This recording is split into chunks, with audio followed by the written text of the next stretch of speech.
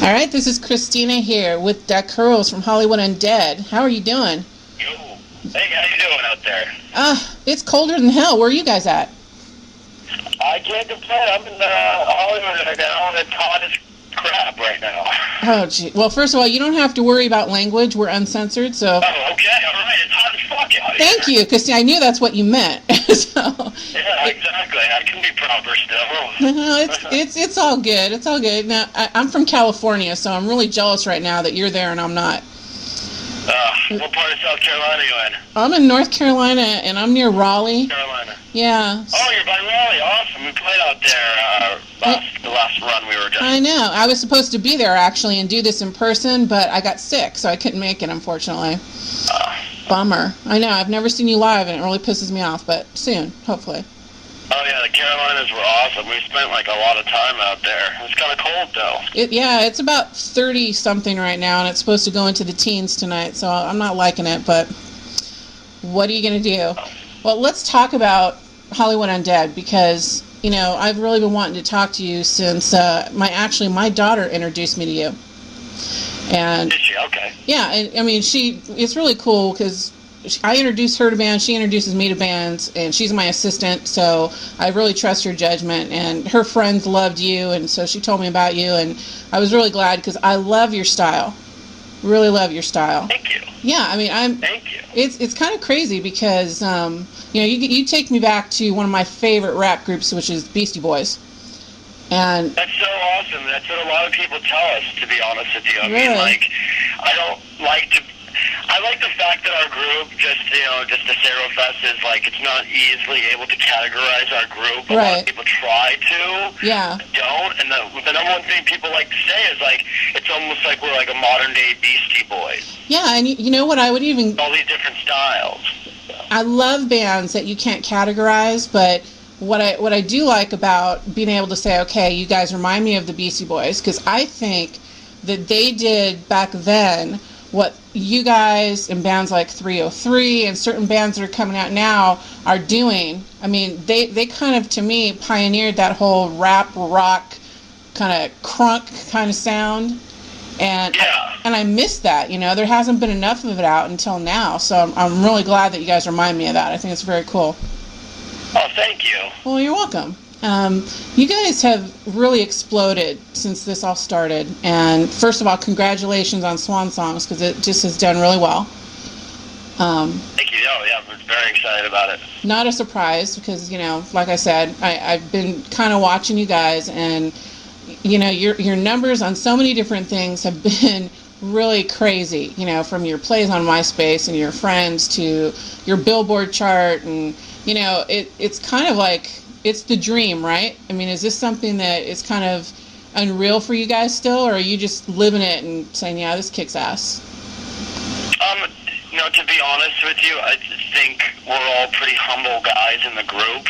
Right. And we're born and raised, living out here in LA, where this stuff happens to people all the time. We see the people that come here to almost exploit our town and try to do this and try to do that, and it's great. I mean, it's an amazing accomplishment. We're so happy. We never thought 3 years ago when we first started this group that it would have left the bedroom where we were recording to where it is now. To be honest with you, the most satisfying part about it so far is being able to go on tour and meet all these people that like us, and so far go all over the country, which I've never done before. So I mean, that's probably the greatest thing that's happened so far. Yeah, I mean, that to me is when that things have gone from the bedroom to where you want it to be. You're touring nationwide, and did you already go to Europe, or are you going to Europe?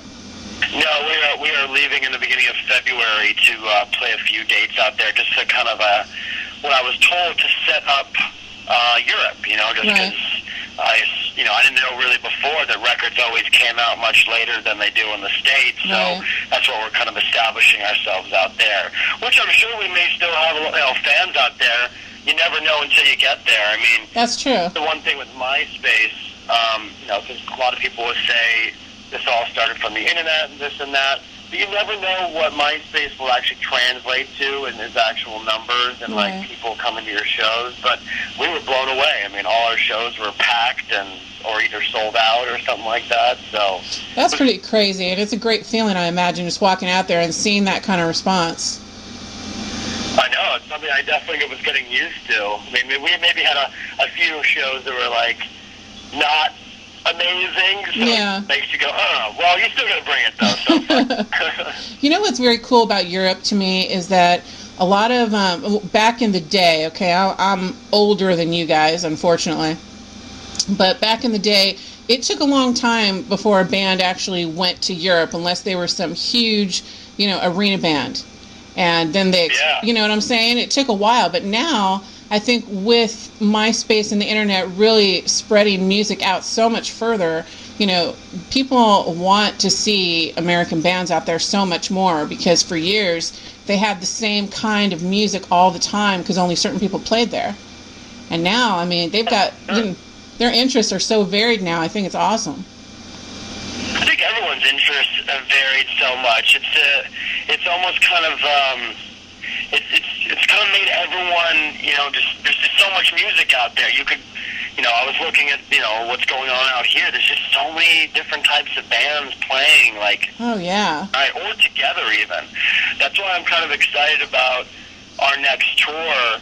Not only because we're going out with bands that have already been doing this, because this first run, in case you didn't know, was just us, and then Little Blacks playing these venues just to kind of set ourselves out there. But now we're actually like headlining with a group like Broken Side, which some people have compared to sound like us, and then there's Haste the Day, which is like super Christian metal, right? And then we have Senses Fail, so it's very diverse. And I think a lot of people don't realize that kids have a lot more different tastes than they used to, I think. Oh yeah, I mean, for me, it's funny because it's really hard out here in the Bible Belt for me to find other people my age who listen to the kind of music I listen to, the variety. I mean, I go to shows with my high school kids, and we listen to all the same stuff, and it's anywhere from you guys to Chiodos to, Under Oath and everything under the sun. But, I love the fact that I can make up a playlist and probably put 200 songs on it and never be done with the different kinds of songs and artists that I want to listen to. Oh, dude, that's the beauty of the internet. You don't. Yeah. That's the thing with the music industry now that I have to say. It's like for so long they were in control of things. Having the radio, having the magazines, and having the stores. Pretty much feeding people what they wanted to feed. Yeah. Now people are like, I'm going to go and I'm going to look for gothic country music, or I'm going to go find emo rapcore. You know what I mean? Like right. All these different things now that people can find, because you can't stop people from searching and finding something else, because when you're always feeding them the same bullshit, oh yeah, they're not going to take it anymore. That's just the way it is. And that's why the industry is falling apart to build itself back up again. Yeah, and I'm kind of, sad for some people, but I'm kind of glad to see this happen, because I agree with you. This is kind of why, instead of me going and trying to write for somebody else, I created the magazine the way I did, because I want to interview who I want to interview and not who someone's telling me to interview, first of all. I get a lot of music that comes my way every single day, online or on my desk. It's crazy, and if I like it, I listen to it. I don't give a shit if they are a top nationally signed artist yet, or I just think they're really good. Those are the people I want to talk to, and I want to promote it. You know what I mean? So I think it's about time this happened. No, it's great. Everything gives every band almost a chance. I mean, still, of course, there's thousands of bands out there that can't get their legs to the door for whatever reason. But now it's like with the internet. I'll be honest. Look what happened to us. We just put some music up on MySpace. Yeah. We told a couple of people that we knew to spread the word, and that was it. It's been self-sustaining. People have been word of mouth and thousands of plays, and then 3 months later, after we put a couple songs up, we had ourselves a record deal. So, You know why? That's because you're good. You know what I mean? If you weren't good, yeah, exactly. but that's the beauty of the internet, like you said, because if you're good enough and you get it out there, people are listening, because now A&R is going to the internet to find people. Oh, yeah. So, I love it. I know. It's a thing. I have a close friend who, actually our live drummer plays in my best friend's band, this other band called Yeti, and they're like a metal band, and like they're getting attention, you know, now because, you know, they've gotten attention from our page, and they've gotten a lot more plays. So that's what you're saying is a lot of A&R people are looking to that. They're looking at friends, they're looking at plays, they're looking at views, all these different things, because that's now what I guess can determine if they want to sign someone or not. Well, it makes sense because, you know, it's a lot. I mean, everything is instant now. I mean, when you can get information that quickly, who wants to wait for sales reports to come out, you know, for something to be released to see what the people want? They can tell what people want to listen to right now, right this second, any time of day. You know? Believe me, I mean, I don't even know what it would be like back in the day when bands would have to, I mean, I'm not saying that's what we need to do. Obviously, what happened to our group is a good thing, and I'm going to embrace that, but I hear so many of those stories where bands are like, they gigged for years, they try to get showcases together, they put together, like, press packs and all that. Oh, yeah. Like, well, you know, people had to do that, and some got really successful from it, but the times have changed, and we basically accomplished something off a new thing. You know, MySpace at the time with music was so new and fresh that I guess we just blew up at the right time. We had the right music, we had the look. Everything we did was obviously the right, you know, things to do at the time. Yeah, it was a perfect formula, and you know, I know bands like you're talking about that, you know, still, I think if they've gotten to the point where they're realizing that, yeah, this is the way to go, but they've already been gigging for 10 years, you know, and it's a little harder to make that transition when there's so many bands out there trying to make it. The average music fan has no idea how many bands are out there every day trying to make it, you know. No idea. It's insane, and I didn't either until I started doing what I do, and then it's just mind-boggling. I can't even tell you how many bands have asked me to listen to their music today. So, you know, I give you guys so much credit. What's that?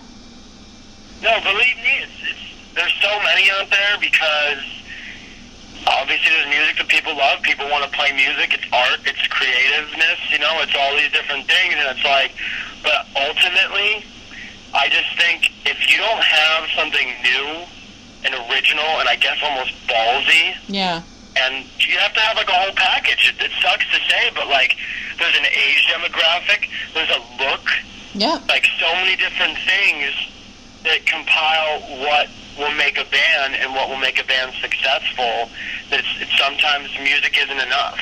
That's so true. I mean, unless you're like a Radiohead or something. No, it's so true though. It's absolutely true. You know, one of these bands that asked me to listen to him today, the first impression that I had was, okay, before I even listen to them, I know they already have the look.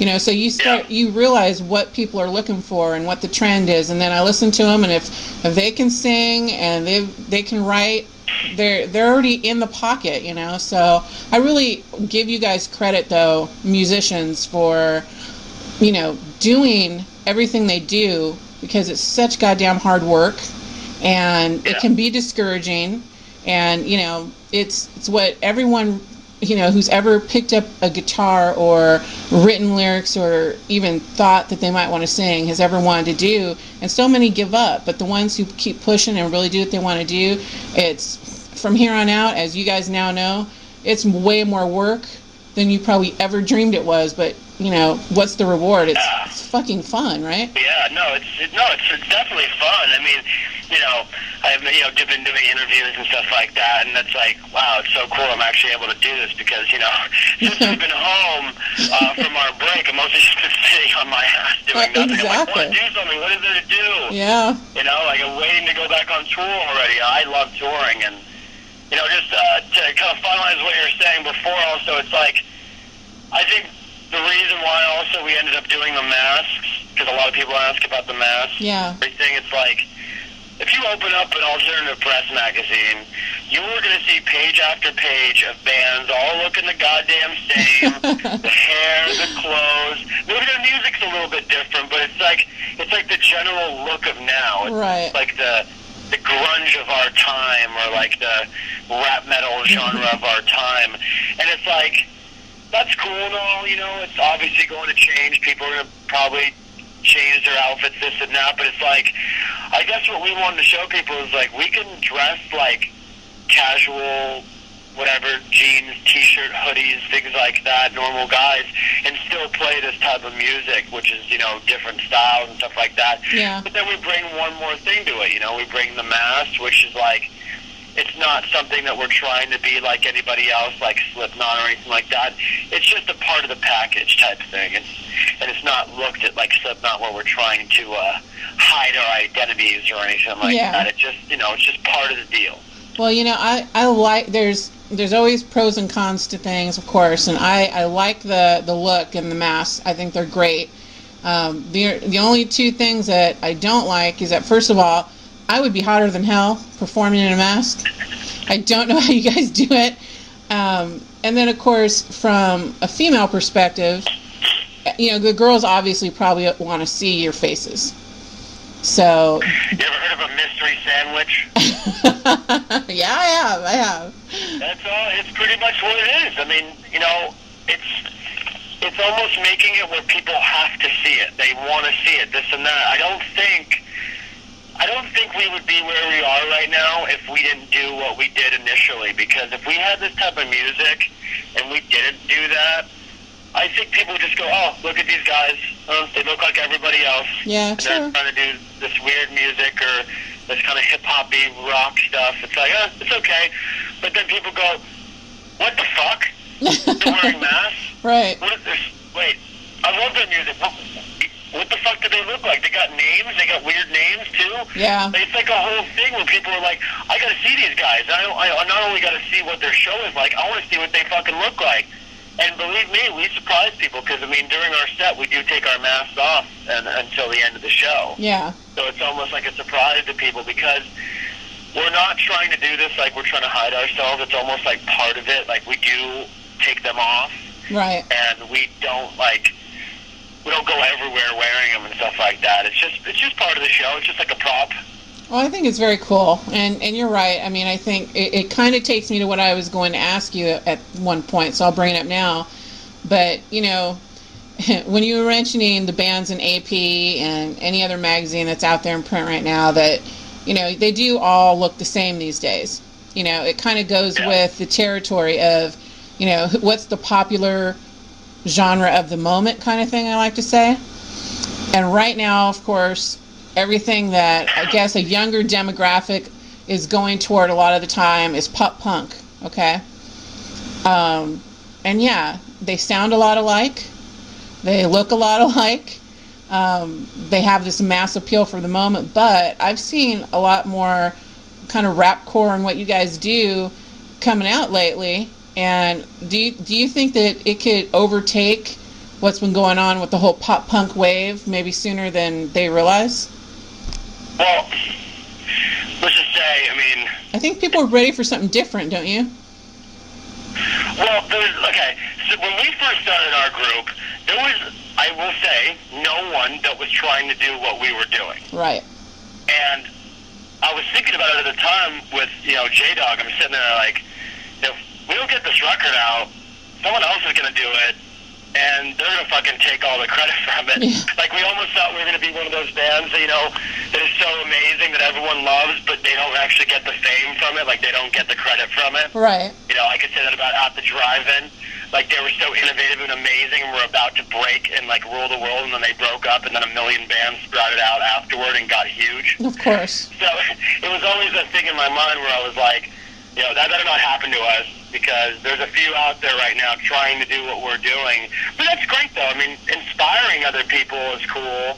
You know, we get a lot of that from fans, but then the bands that are already out there right now, I don't know, man. I don't think a lot of people sound like us.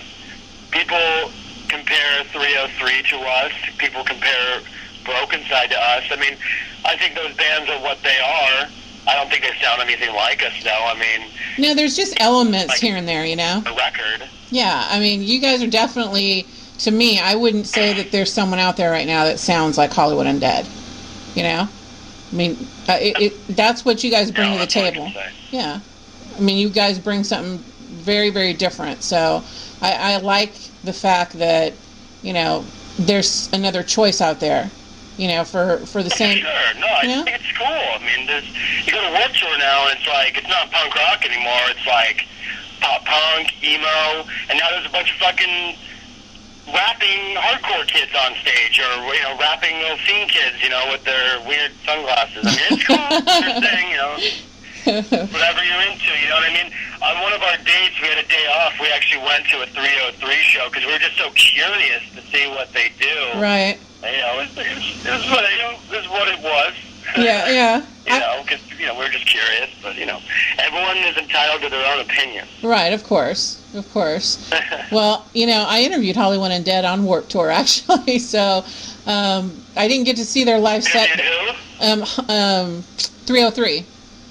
Oh, you did? Okay. Oh, yeah. But I missed their set because Warped Tour is such an insane day for the press. You know, you can't always see everyone or interview everyone. So, I like that. Yeah. Nat was great, nice guy, Sean was great, but I like I said, I couldn't tell you what their set was like, you know, I only know what their record sounds like. But well, there was actually another band that played that night that was amazing. They're called like the Inner Party System. Yeah, I've heard of them. They are amazing. I was like, because believe me, I listen to a lot of different music, and it's really hard for me to get into new music, and I was blown away by watching them. Like, I heard some of their music on MySpace or whatever, and it's good. Right. It's like more of a band you have to see live. See, I like that. So if you ever check them out, check out Inner Party System. They're really good. Definitely will, because more and more people have been telling me about them, and I've been so swamped I haven't had the chance, but I definitely will check them out. Right on. Excuse me. I was going to ask you about your relationship with your fans, because I hear some really amazing things from some of your fans about how you guys always make time for them. And, you know, a lot of bands started doing that, and then it seems like there's a good deal of them now that, you know, they're kind of, what's the word I want to look for?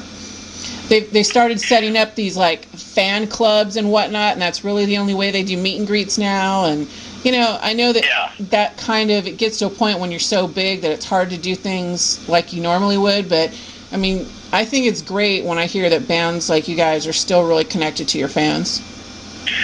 Well, I mean, once again, it's just part of what we did to make the success for our group. Since we started this thing, we have always written back to our fans on MySpace. You know, all of us would sit around and we'd get drunk and we just like respond to mail. It's like, it's fun. It's, you know, it's interesting to talk to different people. I mean, some of course can be a little crazy and extreme, but hey, you know, that's people for you. But I mean, over the past few years, and even when we were on tour, we were like, this is what we're going to do.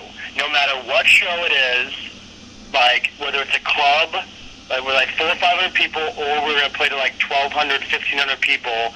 Like in the last 3-4 months that we were out there or whatever, we're going to announce to everyone we're going to hang out afterward and meet everybody. And like we did that at every show, and we'd be there. I mean, it's like, you know, after you play, you know, you got hours and hours to kill. It's like, this is our first time ever going on tour, meeting all these people that have been listening to us for 3 years. We've never been there before.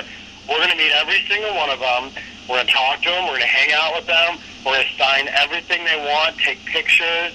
A lot of kids were surprised, to be honest. They're like, we can take pictures? Like, you don't have your mask. We're like, we don't give a shit. Come here. Like, give me a hug. Like, that's cool. You know, it's just what it is, you know? And I'm not going to speak for any other band, but I know probably after some time of doing that and building up a fan base, you know, people can stop doing those things, but that's understandable. You can't go outside and meet 10,000 people. Right. People, you know what I mean? It's like there's a certain point where you do stop, but we'll always respond to mail. That's also why we started HollywoodUndead.com. So we have individual profiles that, yes, we all do check. I mean, some people are more backlogged than others. Right. But there's a lot of mail, and we do get back to everyone.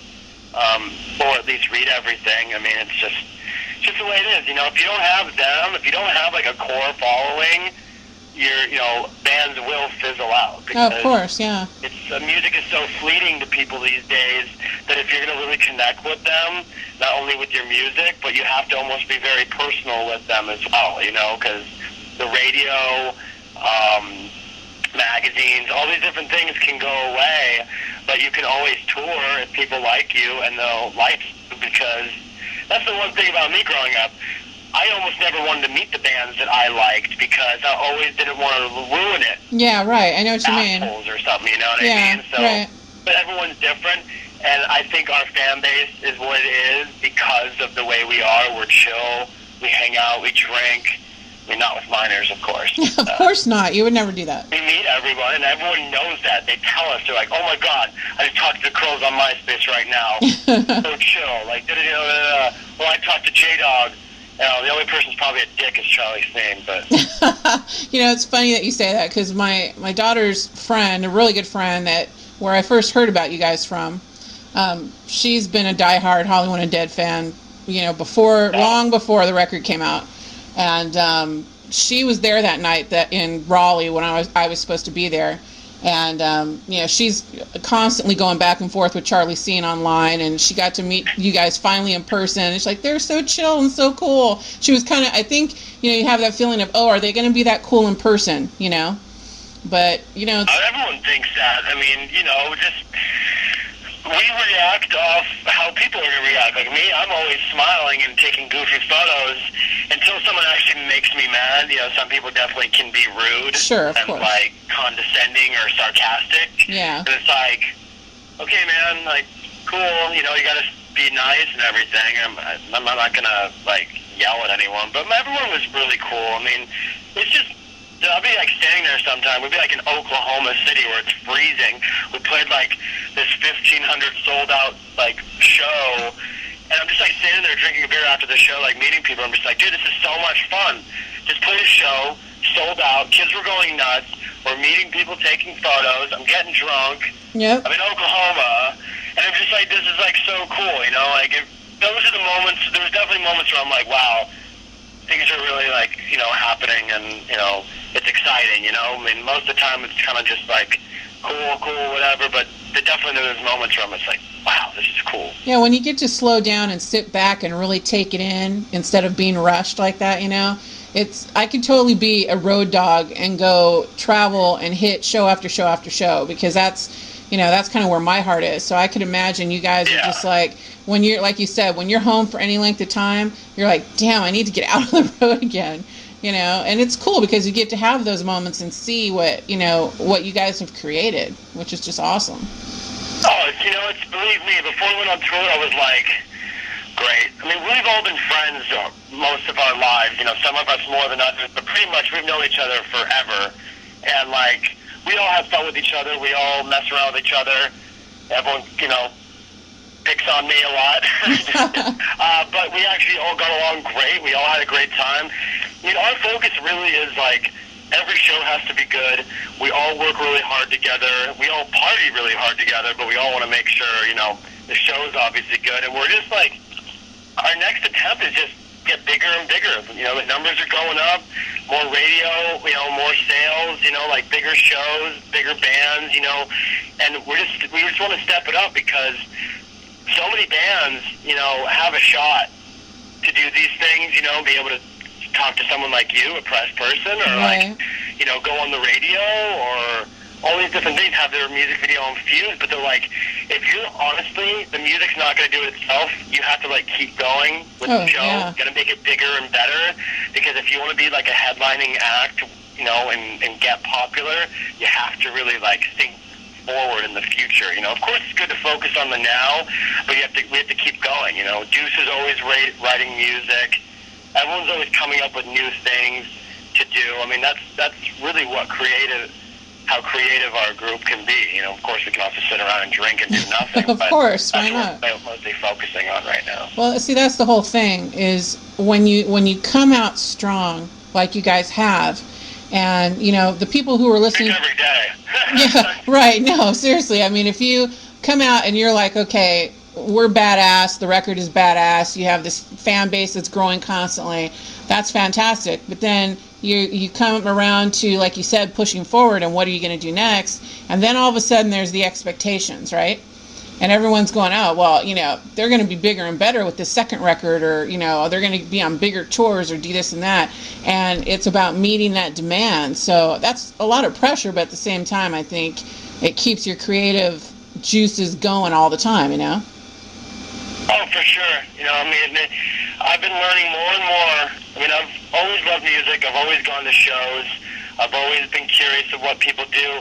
But now being in a band and, seeing the other side of things, it's definitely a lot more work. And, times where you're just I don't want to do anything, or I don't want to think of anything to, what's next. It's just boom, gotta get on it, because you know what? If it's not going to be us, there's going to be somebody else. And That's if we don't take the precious time that we have when it's going well right now to step it up so it gets even better, it'll be gone in a heartbeat. It really will. So, That's right. You can't complain. You work hard and you be creative as much as possible. It's obviously true to you. So, and that's all you got to do. Well, I think you guys have a great attitude, and I think that this year, maybe I should ask you, do you think that 2009 is definitely going to be the year for Hollywood Undead, the turning point? Definitely. Since the record came out, this is only what I've been told. We've beat a lot of expectations. Our numbers in all aspects and areas have been higher than what anyone ever thought. Right. And I just think it's going to get bigger and better. No, I think so too. No way it can't, That's right. That's right. You can only go up right now. That's all you have to keep thinking. You're only going up. You only go up right now. I just That's right. on the road right now. Well, I like to drink it every day. No kidding, right? You just got to keep your sanity somewhere. I like to wrap up by doing a couple fun things, and you can tell me if you don't want to do them, and that's cool. I always give you guys the option. Say sound bites? No, not sound bites. I'm a little different. I kind of take things that maybe come up and throw them at artists. So something came up the other day that I was reminded of, and it was about dirty jokes. So I don't think you're a prude. Okay. Yeah, you're not a prude, right? No, definitely not. I'm not a prude. Didn't think so. So I think it's cool to throw this at you. The two dirtiest jokes I ever heard, I heard when I was in 7th grade. Okay? Okay. Which is kind of a sad statement, but I've never heard one that could top either one of them. Okay? I would tell you one or two, but they're long, dirty jokes. So some of it involves some acting out. I don't know that I could really do that and keep my respect. So I'll just leave it at that. Plus, I have kids that will listen to this, so they really don't want to hear their mom doing that stuff.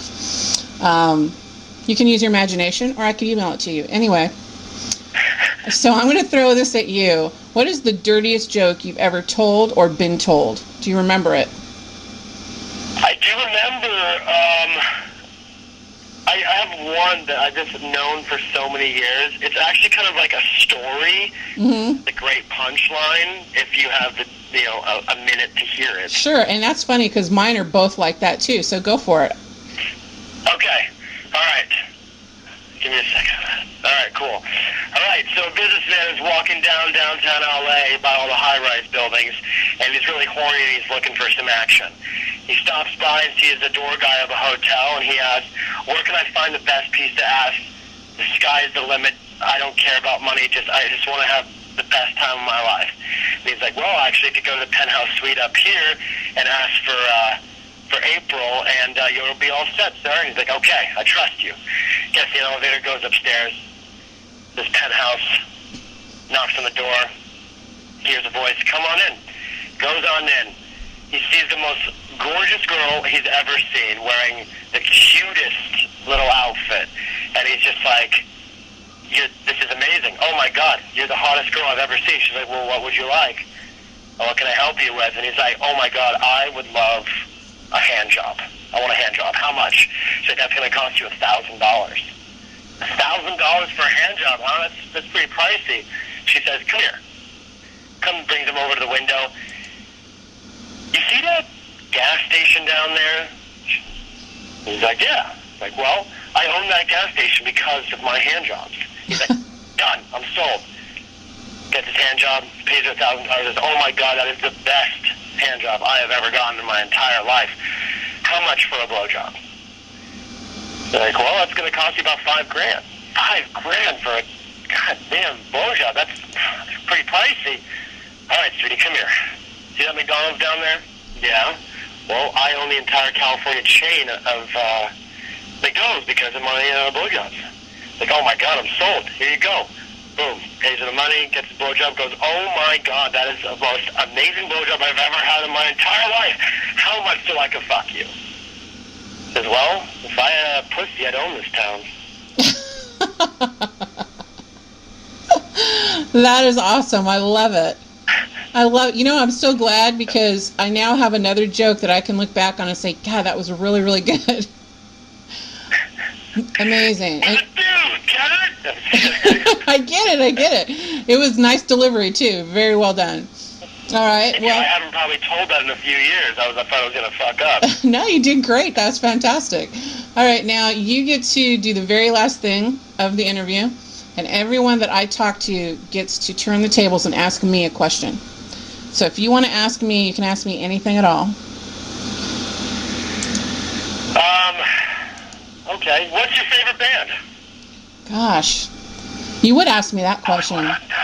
Yeah, Hollywood Undead definitely would be my number one. It's really hard for me because I'm such a music lover.